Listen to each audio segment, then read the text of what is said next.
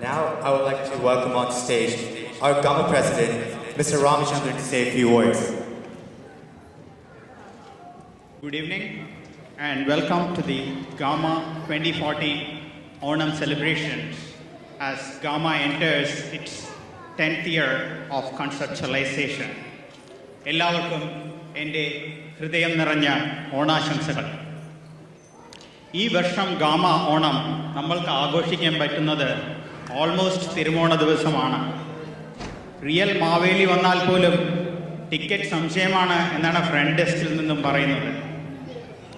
I know all of you have come here to watch the exceptional talent of our community in Austin, followed by Grand Onasadya. One thing I can assure you is that the programs are only going to get better right after this speech. I want to get into some of the accomplishments of Gama this year. We started off the year by screening the blockbuster movie Drishyam, and many more movies have been screened, leading some people to think that the Gama acronym stands for Greater Austin Movie Association. We have had a wonderful showcase of local talent during Sarigama, a swell picnic with so many fun games for people of all ages in a picturesque setting. We also started 2 new batches of Malayalam class. I was talking to an acquaintance of mine in another big city in Texas. He quizzed me about the number of Malayalam families that are residing in Greater Austin. I told him there are probably 600 odd families here. The next question that came up was, how many groups are there? I told him that there are 2 groups in Austin. One that overwhelmingly supports Gama, and the rest enthusiastically support Gama. This organization is entering its first decade, and I want to thank all the predecessors for laying down a strong foundation and building such a vibrant organization in Austin. On this Onam Day, I want to take a minute to remember those that are less fortunate than many of us and what we can do as a community. We started the year with a canned food drive collection for Capital Area Food Bank. Then Gama community members were forthcoming in supporting Shankarai Foundation. Gama was also able to donate a refrigerator to a charity in Kerala, and one of our directors personally delivered it to the orphanage. We are planning to do more both in Austin and in Kerala, and I'll update you towards the end of the year. There is a saying that goes, the leader is only as good as his team. However, in my case, I'm still playing catch up, and I'm blessed with a board of directors that are the best. I want to take a moment to thank their families too for their sacrifices. This is a good time for some of you to consider joining the board for next year and guide Gama through its pre-teen years. This is probably the biggest event that Gama has organized, and it wouldn't be possible without the cooperation from our sponsors. I want to thank them for their generous support and wish them the best on behalf of Gama. Once again, thanks for coming, and Ona Shamsagal from Gama. Now, I'm honored to invite our chief guest, Srimati Sri Usha Akela, on stage. Here is a brief bio of her. Srimati Usha Akela is one of the noted contemporary Indian English poets whose work is mentioned in seminal anthologies. She has authored 3 books, one of which is the musical Egg that premiered in Austin recently. She has been published widely and has read widely world around and has been invited to many international poetry festivals. She just returned from Struga Poetry Evenings in Macedonia, the oldest poetry festival in the world, represented India and US there. She has featured in Sahitya Academy events and other reputed organizations like Rothko Chapel in Houston, Omega Institute, Philadelphia Art Museum, etc. Srimati Usha also offers creative writing classes to kids and adults from her home and is receiving applause for her teaching methods. So you may want to contact her after the Onam program if you want to know the details. Srimati Usha Kela, please.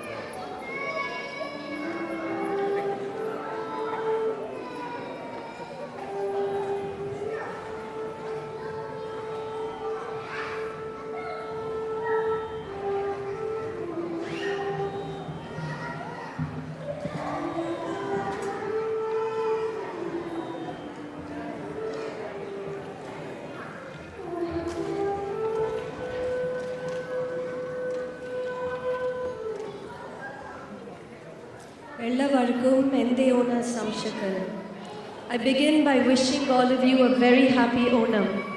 When I was warmly invited by the board, many memories of my association with the Keralite community came to mind. Childhood celebrations of Onam with friends, performing a dance to a melodious Malayali song in school, delicious meals at my Malayali friend's home, my visit to Guruvayur for the wedding of a friend, and her beautiful ancestral home in Ottapalam. Kerala has a special significance in my literary life as well. Kamala Das's bold literary outputs are significant for me as a woman poet. My second book of poems was released at a literary festival in Calicut University. The well-known Malayali writer Rajivan Tachappoyil was responsible for my recognition as a world poet. So you can see my association with your community has been long and fruitful. But my experiences are not rare. Is this not the true spirit of India? The intermingling of communities, religions, and subcultures? While growing up, we blissfully absorbed and enjoyed India's varied cultural palette with ease. The innate Indian ability for absorption expresses itself in the discourse of immigration, evidenced by the thriving Indian communities we have forged in America since a few decades. Your event today is proof of that trait as well as America's signature of welcome. One may ask, what is the relevance of mythology in contemporary times? Why do ancient myths have such a stronghold for the Indian sensibility? The simple answer is myths express the deepest spiritual and psychological urges of mankind. They are timeless.